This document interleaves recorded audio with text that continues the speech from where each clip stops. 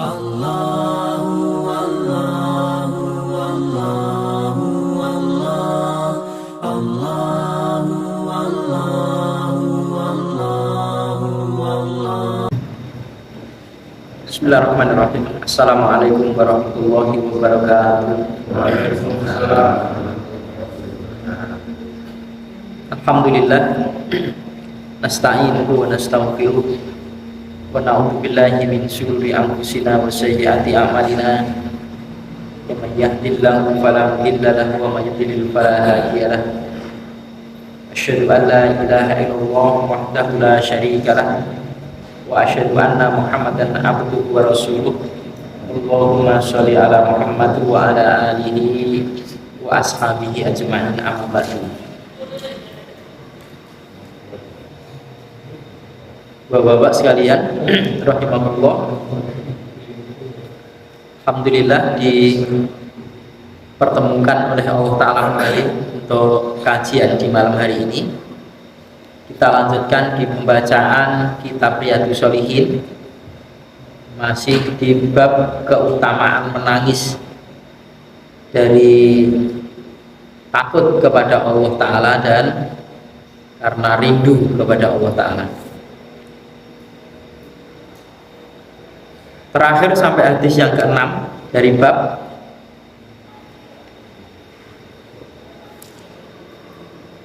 Sekarang hadis yang ke-7.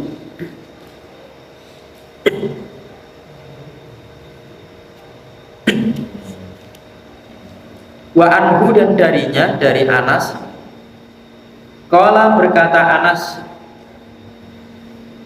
qala Abu Bakrin, berkata si Abu Bakar li Umar radhiyallahu anhu, kepada Umar radhiyallahu anhu, ba'da wafati Rasulillah sallallahu alaihi wasallam, setelah wafatnya Rasulullah sallallahu alaihi wasallam.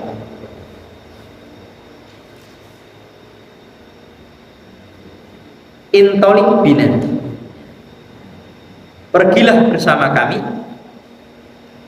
ila Ummi Aimanah radhiyallahu anha, menuju Ummi Aiman radhiyallahu anha.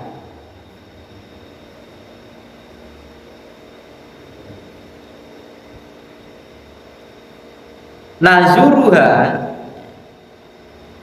kami menziarahinya, menziarahi si Ummi Aiman tadi. Kama kana Rasulullah sallallahu alaihi wasallam yazuruha, sebagaimana Rasulullah sallallahu alaihi wasallam dulu juga menziarahinya. Falama maka tatkala intahaina,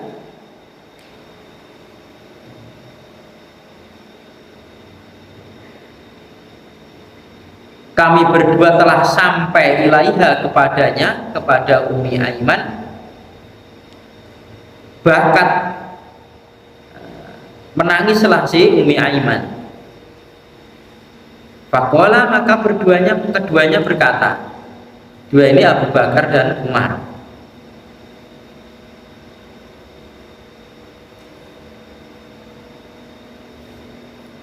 laha, kepadanya, kepada si Ummi Aiman, yubkiki, kenapa engkau itu menangis? Ama ta'lamina, apakah tidak engkau itu mengetahui, ana, bahwasanya ma'indallahi, apa-apa yang di hadapan Allah itu khairun, lebih baik, li Rasulillah sallallahu alaihi wasallam, untuk Rasulullah sallallahu alaihi wasallam. Qalat, berkata atau menjawablah si Ummi Aiman tadi, ini sungguhnya aku itu la'abki, sungguh aku itu menangis, tidaklah aku menangis, ani, bahwasanya aku itu la'aklamu, kok tidaklah aku itu mengetahui, ana, bahwasanya ma'indallahi khairun li Rasulillahi sallallahu alaihi wasallam, bahwasanya apa-apa yang di hadapan Allah Ta'ala itu kebaikan pada Rasulullah Shallallahu Alaihi Wasallam. Walakin akan tetapi abki, aku itu menangis, anal wahya, bahwasanya wahyu itu kodin kota kodin kotoa, sungguh telah terputus minas sama dari langit.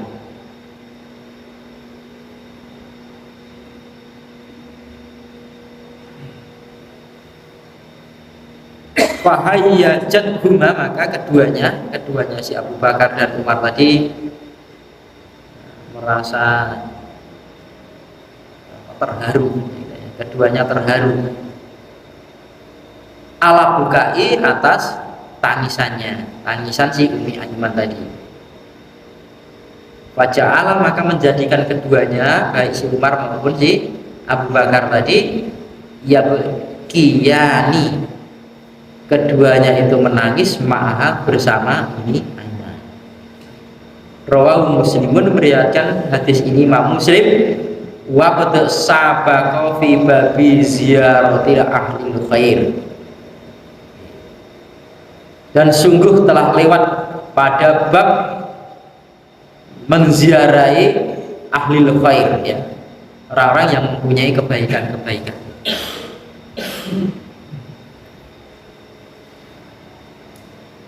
Hadis ini gitu ya, tergolong hadis yang sahih. Jadi kata si Anas,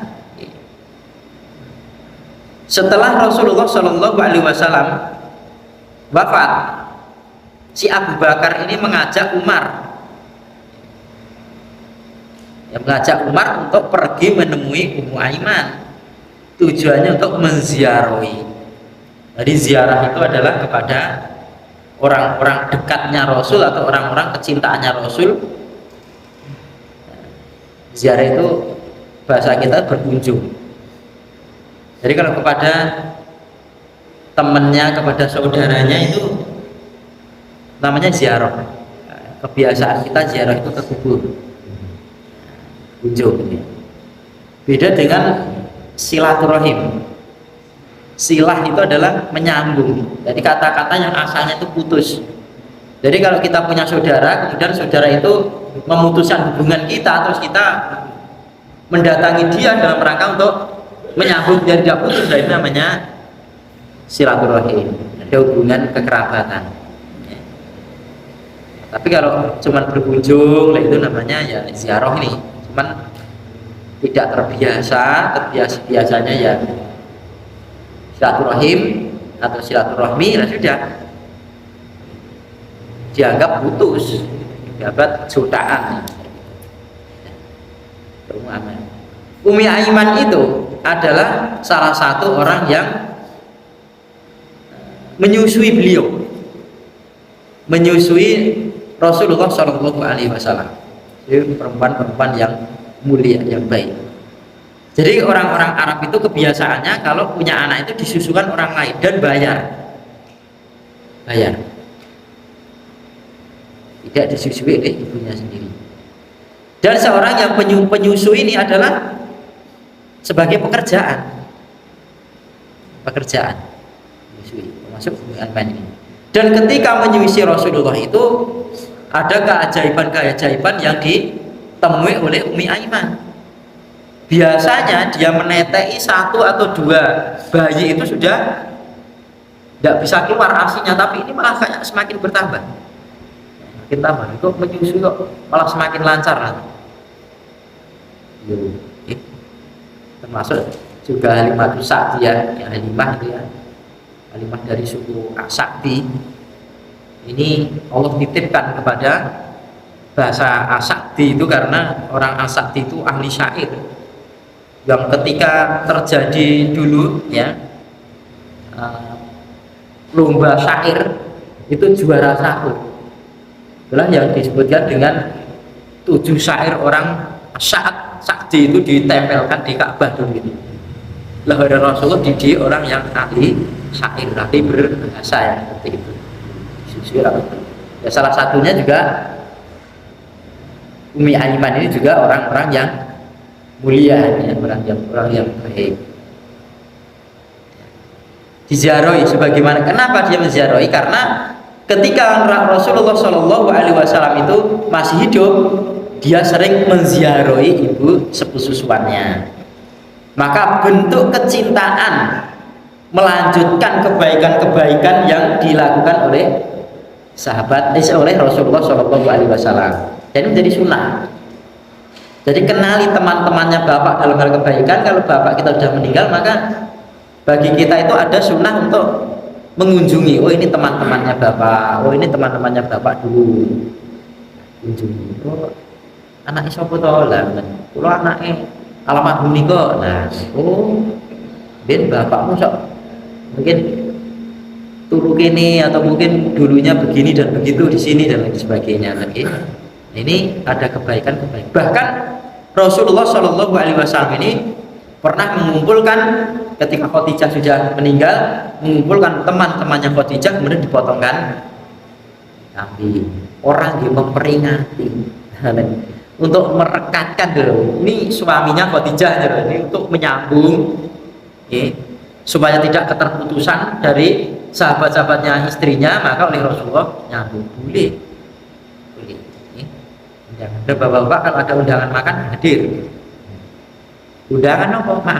Saya pernah di Solo habis ngaji itu dapat undangan. Saya kira itu undangannya orang banyak, tapi ingin kumpul di ini.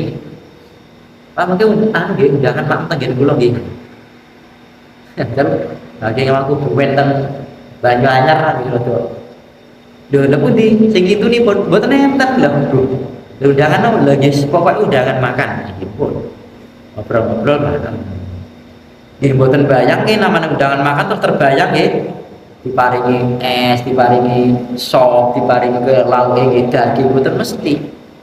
Sak kemampuan sing undang. Tapi undangan selama itu tidak mengandung maksiat, maka wajib untuk didatangi, kecuali kalau ada acara-acara yang maksiat. Belum bisa melarangnya. Ada hubungan-hubungan yang lain, kekerabatan misalkan begitu. Datang saja. Kalau sesuatu barang itu kalau ditinggalkan menjadikan fitnah, kalau dia lakukan menjadi mubah, laksanakan. Atau diperkirakan kalau kamu ngomong di situ nilainya 100, kamu diem nilainya 100, maka diem saja. Perhitungannya seperti itu. Tapi kalau kamu bicara itu nilainya 100 lebih, kamu diem nilainya 100, maka bicaralah plusnya. Tidak hanya asal diem itu mas, tidak. Lihat kondisinya seperti apa, ya. Tapi kalau sudah jelas-jelas undangan, tapi undangan yang menyelisih syariat, ya jangan hadir menyelisih ini. Dan nanti sama tetangga kan kita berbuat baik tidak hanya itu aja. Jangan itu saja. Atau datangnya itu setelah acara atau sebelum acara. Lah yang sering keliru itu adalah undangan walimatul akad, walimatul mantenan itu nggih. Ijab itu besok niki pun jagung manten. Belum. Urung calon manten atau istilahnya pengarik-marik. Kalau dikatakan, "Nah, mau jagung manten." Jagung calon manten. Mantennya belum ijab kok. Ya, belum manten masih orang lain namanya. Meskipun sudah tukar cincin itu bukan aturan Islam, apalagi tukar cincin terus yang laki-laki masukkan cincin ke jarinya si calonnya, kemudian calonnya juga sebaliknya gitu. Wah, ini jangan melanggar, jangan dilakukan. Meskipun itu acara yang kayak model-model di sosial ini pun nanti acara lamaran, dan nanti bisa dibawa kemana-mana, guncingan yang dini. Lah kira nembe calon dan rata-rata saya ngoten niku nggih malah bangga. Orang tuanya baik, yang laki-laki itu perempuan tidak bangga. Waktu yang ini mulai buat turun ini baik ya. Pun nawani maksiat ya. Maka kalau kita paham, jangan ada acara tukar cincin. Oh, ini cincinnya tinggi, mahar mawon. Amin. Dan satu lagi, setiap menikahkan seseorang mestinya si perempuannya ditanya bukan mahar karena hak dia, haknya si perempuan ini. Nah, itu haknya si perempuan. Maka bagi si suami tidak boleh mengambil hartanya yang telah diberikan sebagai pembelian daripada nikah tadi. Tak tuku di mahare lah, tidak boleh seorang suami kecuali kalau si istrinya itu dengan kerelaan memberikan. Itulah sampai ada hukum kalau si perempuannya itu gugat minta cerai maka harus mengembalikan maharnya. Tapi jalur cerai dibalik no. Itu di Ibnu Marok yang hebat. Panjang ceritanya. Nah, sampai di sini ya, kembali lagi di sini ziarah ke sana karena menginginkan apa yang dilakukan oleh Rasulullah itu ditiru, meskipun Rasulullah kadang-kadang ya sahabat itu tidak menunggu perintah. Tidak menunggu perintah, saking benarnya Rasul, apa yang dilakukan oleh Rasulullah mesti benar. Maka tidak diperintah pun ikuti. Sholat tarawih, orang sekarang mengatakan sholat tarawih saat malam itu Nabi tidak ajak-ajak, cuman sahabatnya tuh Nabi sholat gitu, ikuti di belakangnya, Nabi tidak melarang, cuman Nabi itu mengkhawatirkan ke hari keempat tidak menampakkan karena mengkhawatirkan barang sesuatu ini yang sunnah ini menjadi wajib, nanti diwajibkan Allah Ta'ala dan menjadikan satu memperberat kepada kalian. Cukuplah aku yang diwajibkan. Rasul gitu. Sesuatu yang berat jangan sampai menimpa kepada umatku, jangan. Lah sampai di sana, ketika berdua sampai sana ditemui nangis, teringat, teringat. Oh ini sahabat Rasulullah kecintaannya Ummu Aiman, ini datang. Tadi datang sahabat terdekatnya Rasulullah itu sudah membayangkan Rasul. Nah, kan Umar sama Abu Bakar radhiyallahu anhu ini orang-orang sahabat dekat pada Rasulullah SAW. Dekatnya luar biasa. Nah, terus kemudian teringat, nah, terus nangis. Loh, ngopo kok nangis? Ngopo kok jenengan nangis? Apa kamu tidak tahu apa yang ada di sisi Allah itu ya lebih baik, kebaikan lebih baik untuk Rasulullah SAW. Jadi di hadapan Allah Ta'ala yang diberikan oleh Rasulullah ada sesuatu yang kebaikan. Lah dia meninggal, Rasulullah wafat, kemudian mendapatkan kebaikan di hadapan Allah, kok kamu tangisi? Nah ternyata setelah itu saya tidak menangis karena itu. Yang saya tangisi itu adalah wahyu telah berhenti dari langit. Syariat telah selesai. Dan tanda-tanda kematian itu walaupun sahabat tidak tahu, tapi Rasul sudah merasakan.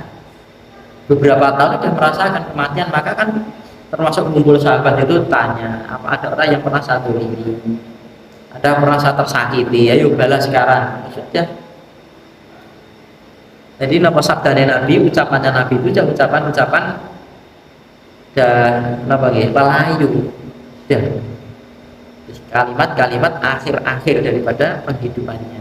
Cuman ya sudah. Nah, ketika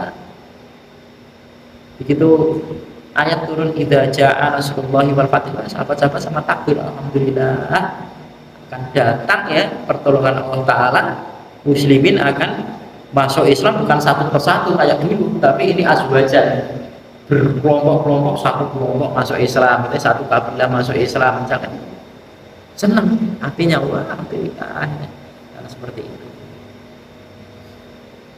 Berbeda dengan Abu Bakar As-Siddiq, paham, nangis, ayat itu turun nangis, dan apa kok nangis, ya, kok nangis, bang, udah seneng apa, bang, lebih Islam pakai Islam jadi kuat, oh, rasa ngerasa aja. Sudah turun ayat itu telah disempurnakan agama ini dan diridhoi Islam menjadi kalimat. Kalau sudah disempurnakan ya Islam sudah sempurna, Rasulullah sudah selesai, syariat sudah sempurna, aturan sudah cukup, tugas Rasul kan berhenti. Yang lain belum sampai merasakan seperti itu. Saking dekatnya, katanya saking dekatnya. Namanya sahabat itu kalau dekat kan mboten ngomong ngoten itu pun ketok glibet ngoten pun iso nilai. Oh ya biasanya itu mengerti. Ya, kita juga gitu. Begitu juga pada suami, bagi yang istri, bagi kita yang suami ini pada istri kita ada keanehan ke istri kita ini juga kita tahu saking dekatnya. Kok istri saya kok begini-begitu sudah bisa pelajari. Masa berpuluh-puluh tahun nonton kebiasaan istrinya saja tidak tahu, begitu juga istri ya. Harus diketahui. Oh suami saya itu misalkan istri gitu ya. Di kajian Mar'atus Sholihah misalkan gitu ya. Misalnya ada kajian Mar'atus Sholihah gitu ya. Itu kenali seorang suami itu begini kenali. Bagaimana seorang suami, istri kita kenali. Oh istri saya begini dan begitu dan lain sebagainya. Omongan istri itu harus kita kenali juga. Kok omongannya kok ngomong berarti kepengin gini, apanya kok ngomong berarti pengen gini lah. Rasanya kok biar belum rasanya bakso ini mereka kok asin lah berarti jalur bakso. Nyet kayak asin kok malah saurane ngoten kan gitu. Anu sandale garwane niku sandale niku anyar lho, niku njaluk lho ngoten lho. Njaluk. Tukoke. Itu kudu sing tangga. Kalau anyar jepit to lah. Itu bahasa-bahasa jiran. Itu berkurang. Nggih kalau ngoten sama istri itu. Kalau dijak keluar. Dijak metu. Nek pas longgar waktune ya longgar duwite lah ngoten lho. Kalau ya.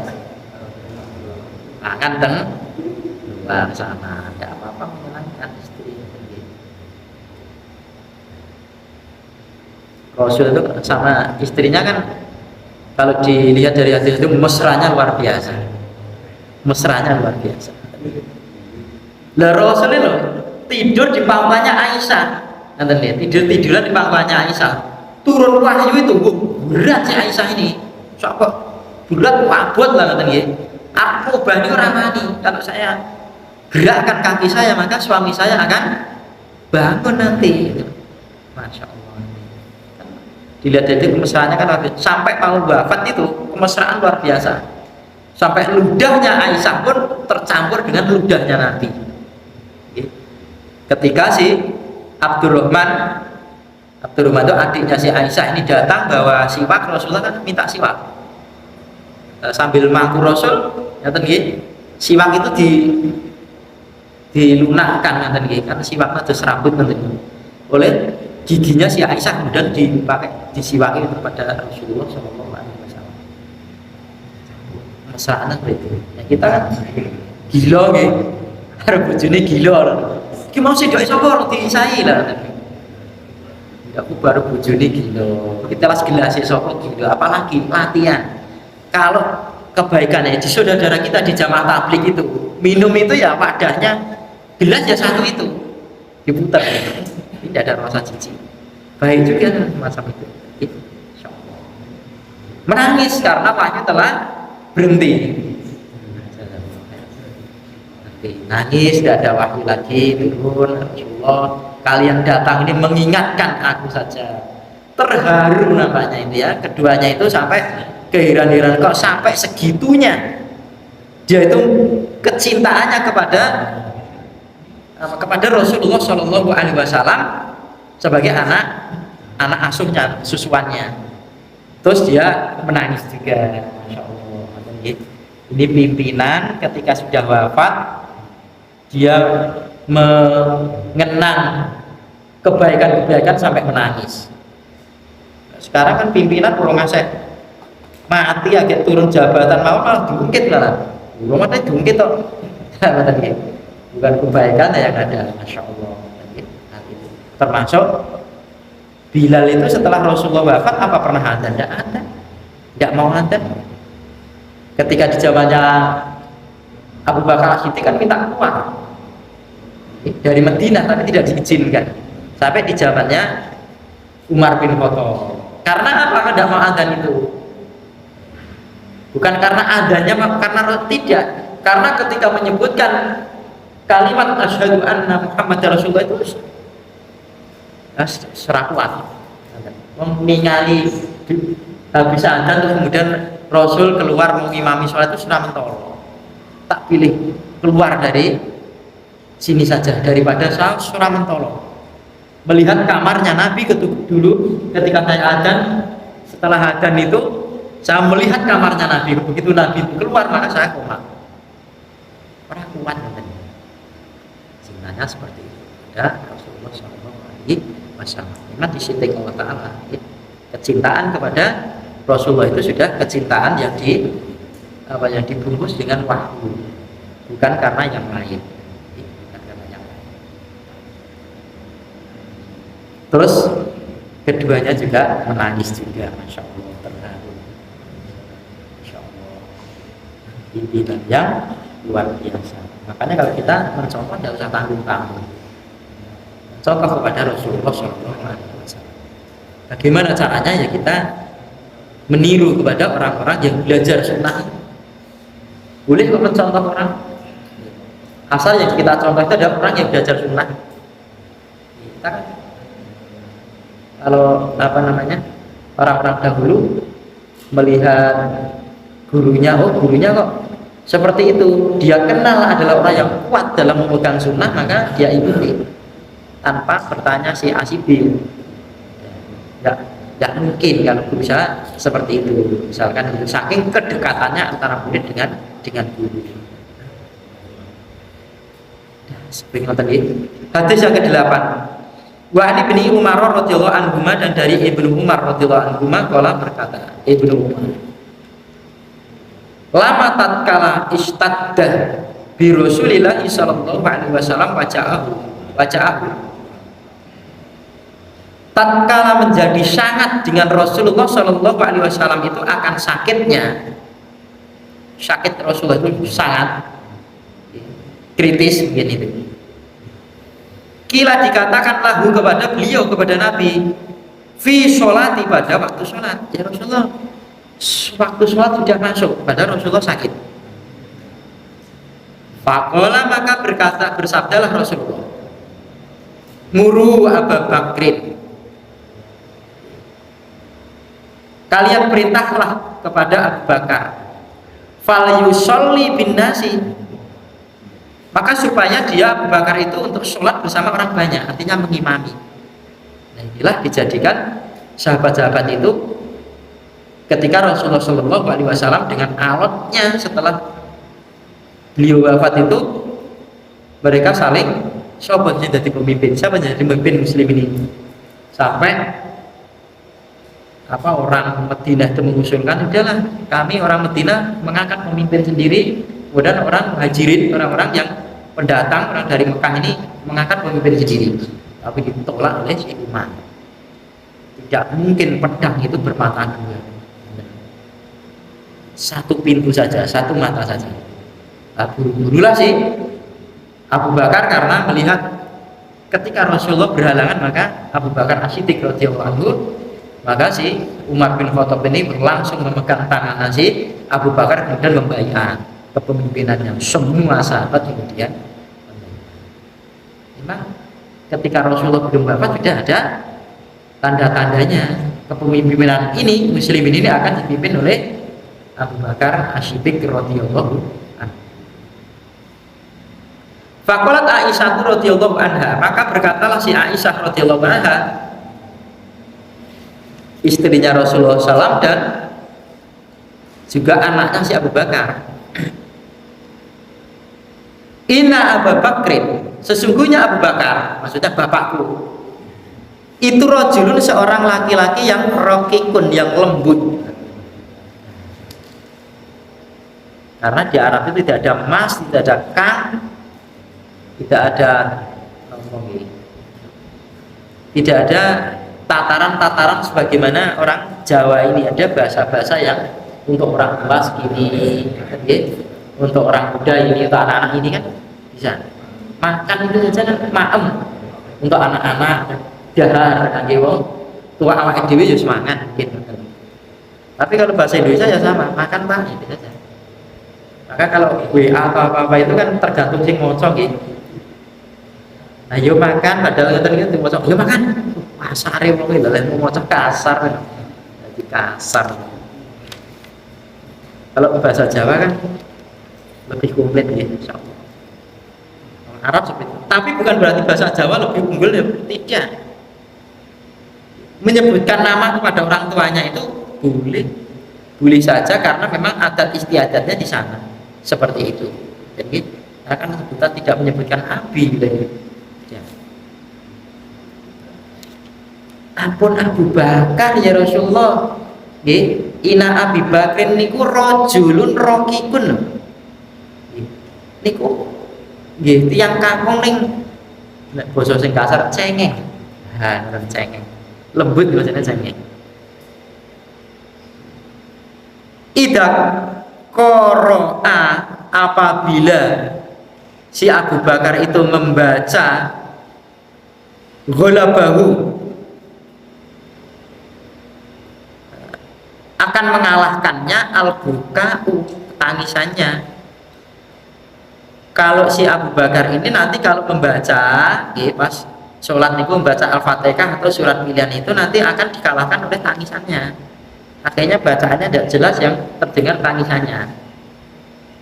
Kalau bersabda Nabi, muruhu, perintahkan dia Abu Bakar fal yusolli untuk sholat. Rasulullah tidak memberikan satu perubahan karena ada usulan. Pokoknya perintahkan Abu Bakar untuk mengimaminya sholat sana. Wa fi riwayatin, dan dalam satu riwayat anak Aisyah dari Aisyah radhiyallahu anha, qalat berkata Aisyah radhiyallahu anha, qultu aku berkata, Ina Abi Bakrin, sesungguhnya Abu Bakar itu idza qoma, apabila berdiri maqamaka di tempatmu ketika kamu berdiri untuk sholat ya Rasulullah, lam yusmi inasa, tidaklah memperdengarkan kepada orang banyak minal bukai, dari sebab ketangisannya. Muttafaqun alaihi.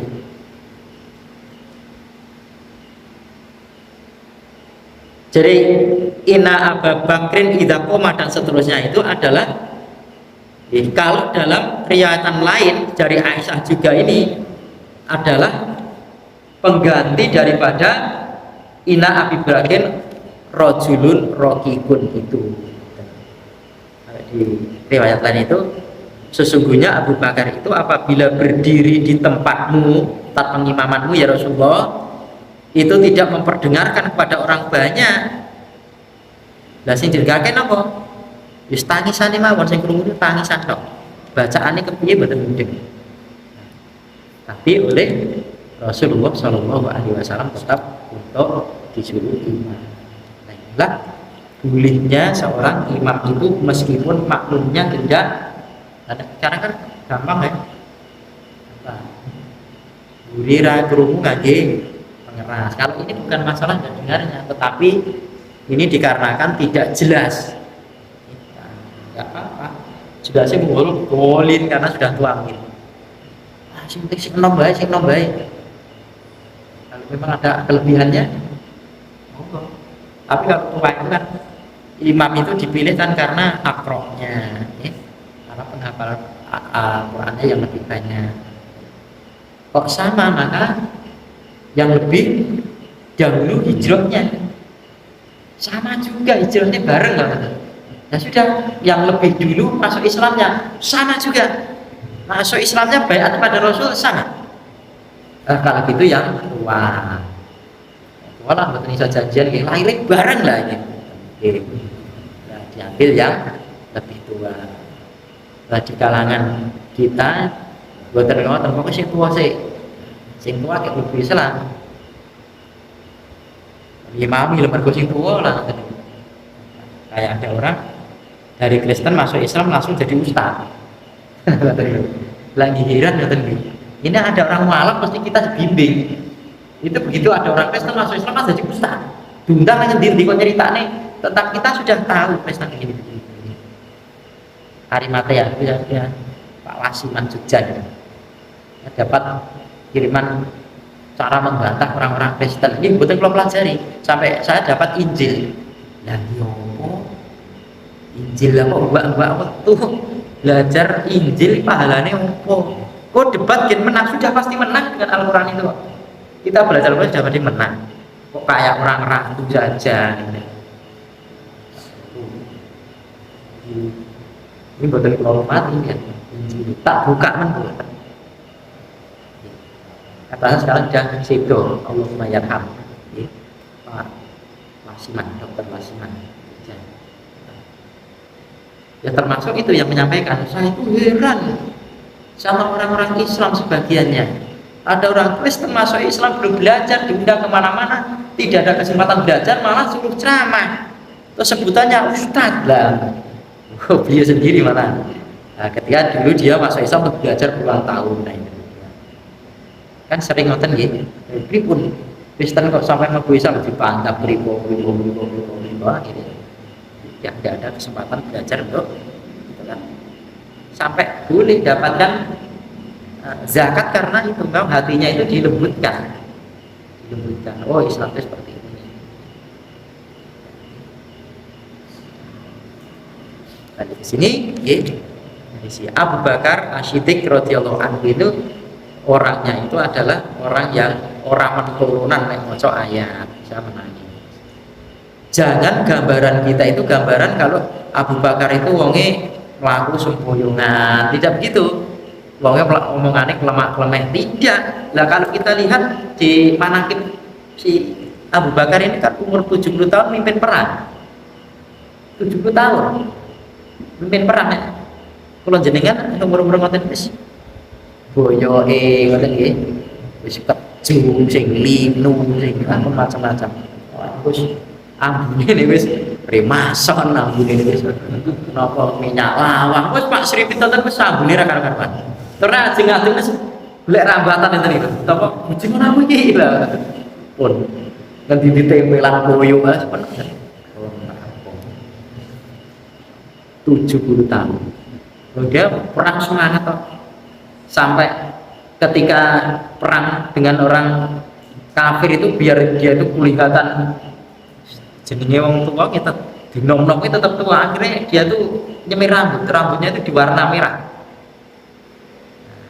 Maka nyemir asal nggak hitam boleh, asal tujuannya baik boleh. Saya dapat kabar bahwa katanya ada sampo yang merubah rambut putih itu jadi hitam. Kalau itu betul berarti tidak boleh. Apapun bentuknya kalau merubah warna menjadi hitam ya, jadi hitam kembali. Hitam itu tidak boleh, menjabut saja uban diubah warna.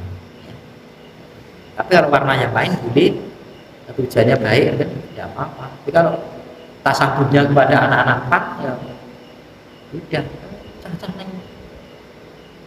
Cah nom-nom kayak sing cukuran ini kayak, nah rambutnya ya apa? Aku sebelum ngono, nah itu beda lagi.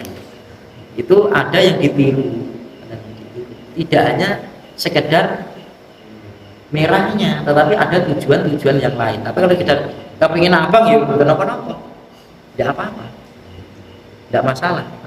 Kecuali kalau rambut itu menjadi satu kebanggaan orang-orang kafir atau pakaian.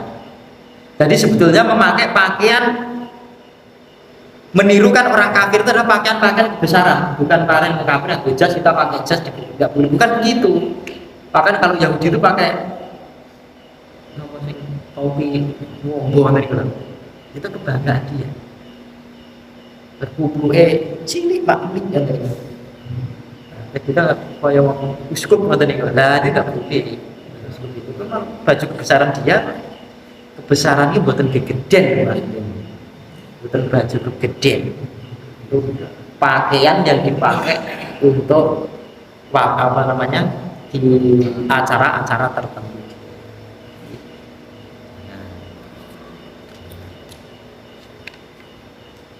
Nah, dilihat dari sini, apa yang menjadikan keputusan Rasulullah Shallallahu Alaihi Wasallam tidak menjadikan sahabat ini berontak? Saja keputusan itu kan kok Rasulullah sakit belum ada izin terus dimami, itu terjadi kalau ada imam rawatib. Misalnya masjidnya ada imam rawatib itu ya 5 waktu itu, imamnya itu saja. Maka kalau beliau tidak hadir, ya jangan dikumati. Umat itu haknya imam. Gitu imam ada, kecuali kalau imamnya yuk gantian, beda lagi. Gantian. Ya, di tempat saya 5 waktu itu kecuali kan Jumatan. Jumatan masih giliran khutbah, sholat Jumat ini.